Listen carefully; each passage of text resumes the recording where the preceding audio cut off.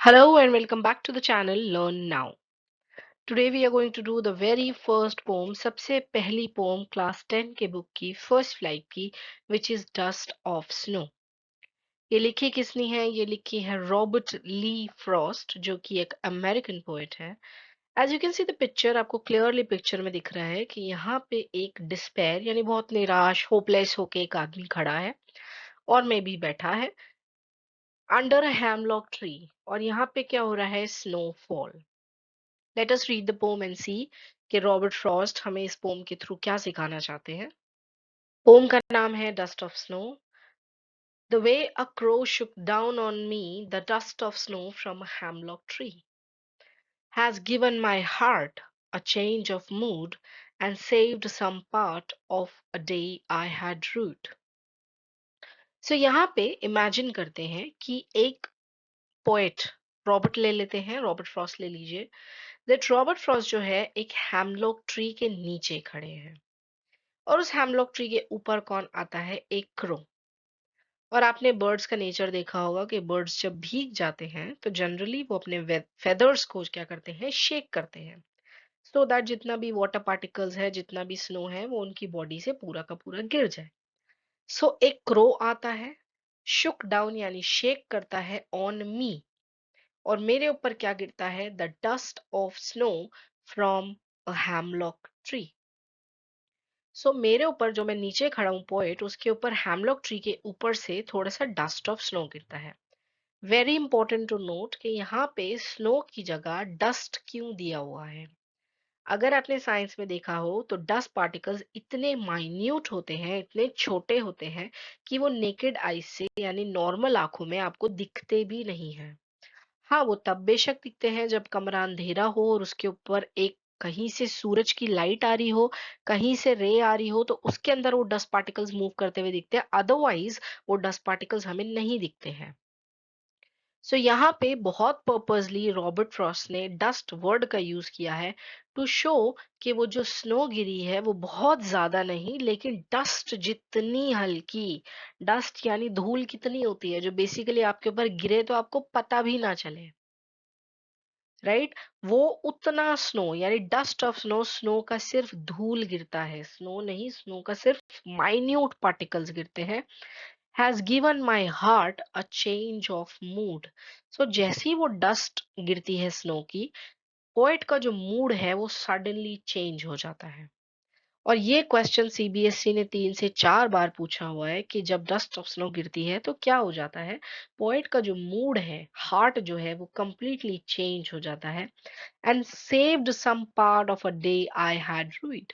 अब ruined का मतलब वो रिग्रेट में, पछतावे में पूरा दिन बिता रहा था. अब ऑफ कोर्स अगर ये क्रो शेक नहीं करता, ये डस्ट ऑफ स्नो नहीं गिरती, तो उसका मूड भी चेंज नहीं होता, यानी बचा हुआ पार्ट जो दिन का है वो भी वो बर्बाद कर देता. लेकिन अकॉर्डिंग टू हिम, जो डस्ट ऑफ स्नो गिरी, जो क्रो आया, उससे उसका जो दिन है जो बर्बाद हो सकता था वो बच गया.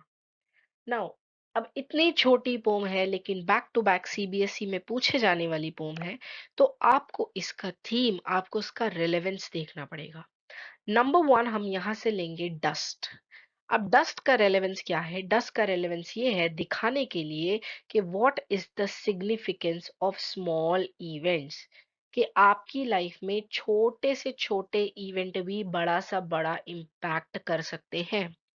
इसकी लाइफ में सिर्फ और सिर्फ स्नो का डस्ट गिरा था, यानी स्नो का धूल जितना पार्टिकल गिरा था, फिर भी उसका दिन जो है वो बच गया.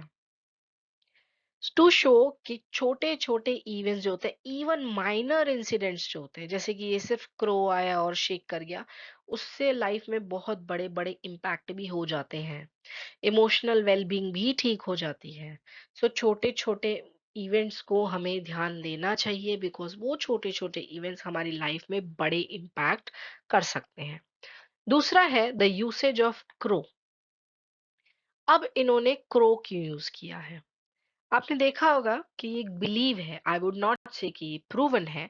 आपको भी पता है कि ये सिर्फ बिलीव है, ये एक मान्यता है कि क्रो जो है वो नेगेटिव माना जाता है, यानी क्रो को जो है वो गुड ओमेन नहीं माना जाता है.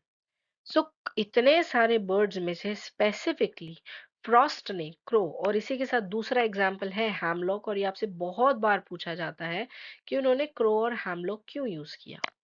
क्रो और हैमलॉक उन्होंने बेसिकली ये दिखाने के लिए किया कि जब क्रो की बात करते हैं तो उसको नेगेटिव माना जाता है, बैड ओमेन माना जाता है। हैमलॉक ट्री क्यों यूज किया? इतने सारे ट्रीज हैं वर्ल्ड में, व्हाई ओनली हैमलॉक? हैमलॉक जो है एक पॉइजनस ट्री है, इस ट्री में जहर होता है, विच मीन्स ये भी क्या हो गया, एक नेगेटिविटी हो गया। तो आपने मैथ्स में सीखा ही होगा, negative negative is equal to positive. यहाँ पे उन्होंने ये दिखाने की कोशिश करी है कि नेगेटिविटी जो है वो सिर्फ हमारे माइंड में होती है। नेगेटिव चीजें, दोनों नेगेटिव चीजों ने मिलके, क्रो भी नेगेटिव, हेमलॉक ट्री भी में नेगेटिव, और दोनों नेगेटिव्स ने मिलके पॉजिटिव इम्पैक्ट पोएट की लाइफ में लाया, पोएट का दिन ही बचा दिया। So basically, the poet wants to, Robert Frost wants to teach you कि नेगेटिविटी जैसी कोई चीज नहीं होती है। हमारे बहुत सारे, आपने देखा होगा, बोला जाता है कि अगर काली बिल्ली रास्ता काट जाए तो वो नेगेटिव होता है, यानी उसको मनूस बोला जाता है, उसको अच्छा नहीं बोला जाता, अशुभ बोला जाता है। पर क्या किसी ने आज तक ये बात प्रूव की है? तो ये, अब मान लीजिए अगर मैं आपको बोलती हूँ कि फॉरेनर्स हैं, उनको ये कंसेप्ट नहीं पता कि काली बिल्ली हमारे यहाँ रास्ता काटने को बैड ओमेन बोला जाता है। तो क्या जब बिल्ली उनके सामने रास्ता काटेगी तो वो अपनी लाइफ में नेगेटिविटी लाएंगे? नहीं लाएंगे। क्या वो नेगेटिव सोचेंगे? नहीं सोचेंगे, क्योंकि उनको ये चीज पता ही नहीं है, उनको ये चीज बताई ही नहीं गई है, उनके कल्चर में ये चीज बोली ही नहीं जाती है। उनके कल्चर में क्रो एक बर्ड है, स्पैरो भी एक बर्ड है। तो क्रो गंदा और स्पैरो अच्छा, ऐसा कुछ नहीं है। हेमलॉक ट्री गंदा और पाइन ट्री अच्छा, ऐसा कुछ नहीं है। So basically he wants to show कि negativity, there is nothing negative in nature. कोई भी चीज नेगेटिव नहीं होती, कोई भी चीज अगली नहीं होती, कोई भी चीज इनऑस्पिशियस नहीं होती है। So it's only your way of looking at things. क्योंकि दोनों ही नेगेटिव चीजों ने मिलके पोएट का दिन बचा लिया, मे बी पोएट की लाइफ बचा ली, उसका मूड जो है वो कंप्लीटली चेंज कर दिया। तीसरा इसमें हुआ the healing power of nature.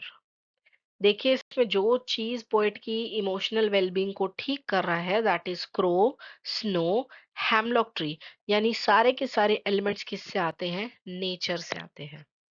आपने बहुत बार सुना होगा कि डॉक्टर्स जब कोई बीमार हो जाता है तो बोलते हैं कि इसको थोड़ा घुमाने के लिए बाहर ले जाइए। क्या घुमाना कोई मेडिसिन है? नहीं। बट बेसिकली माना जाता है कि नेचर के अंदर एक हीलिंग पावर होती है। नेचर, चाहे आपका माइंड डाइवर्ट करना हो, चाहे आपको स्ट्रेस से बाहर लाना हो, वॉट एवर इट इज। कुछ लोगों का माइंड फ्रेश हो जाता है अगर वो रेनी सीजन यानी बारिश में बाहर जाते हैं, कुछ का फ्रेश हो जाता है वो माउंटेन्स में जाते हैं। कुछ लोग बीच लवर्स होते हैं, वो उनको सी को देख के बहुत खुशी होती है, तब वो फ्रेश फील करते हैं, स्ट्रेस भूल जाते हैं, बीमारी भूल जाते हैं। सो बेसिकली यहाँ पे पोएट वांट्स टू टीच कि नेचर के अंदर एक बहुत अच्छी हीलिंग पावर होती है। नेचर जो है वो आपके माइंड को रिफ्रेश कर सकता है, नेचर जो है आपके सोल को हील कर सकता है। सो ऑल इन ऑल, जो आपके एग्जाम में पूछे जाने वाला क्वेश्चन है वो यही पूछा जाता है कि इन्होंने क्रो और हैमलॉक को पर्पसली क्यों यूज किया है। सो क्रो और हैमलॉक को पर्पसली इसलिए यूज किया है to show that negative things are only in the mind. Negative चीजें भी पॉजिटिव इम्पैक्ट दे सकती हैं।